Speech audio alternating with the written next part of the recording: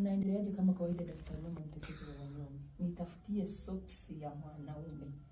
Nitafutie socks ya mwanaume. Socks ya mwanaume ukimalize akitoka hivi kazini. Kuna wenye watauliza, akiwa anavaa hizo za flat open. Asio kila siku atavaa open. Kuna siku yenye anavaa socks, viatu vya kufunika. Sasa nataka unipatie socks yake. Hiyo socks, make sure socks yake iwe moja ziwe mbili, ziloweke kwa maji. Ukimaliza kuziloweka, maji hayo ni kitu cha muhimu. Wanaume wanawaacha, lakini wanawaacha kwa kupenda kwenu. Huu mwaka sio wa kuachwa.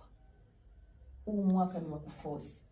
Hiyo socks ya mwanaume, maji umeiloweka, ametoka kazini, umetoa socks zake, wewe ndo unazifua, usimpe mfanye kazi. Zifue mwenyewe hayo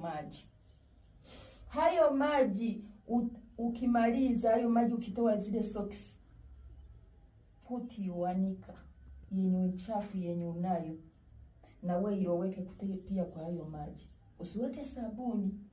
Fua uitoe, utakuja kufulia kwa maji mengine. Naomba unisikilize kwa makini. Hayo maji mtakuwa mnaweka kwa chakula chake. Useme dua za ise.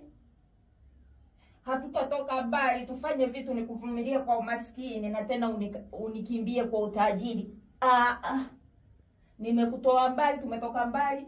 Japokuwa sifanyi kazi yako, lakini mimi ndakufulia na kutandikia na kufanyia nini na kuzalia watoto. Sasa ya mwisho, sasa hivi ndio unaona sina makalio.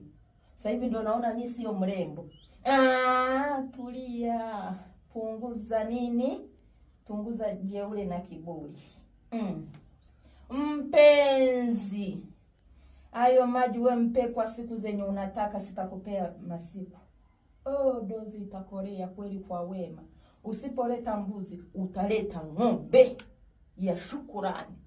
Usiponiletea mbuzi, utaniletea ng'ombe ya shukurani. Mkaeni salama.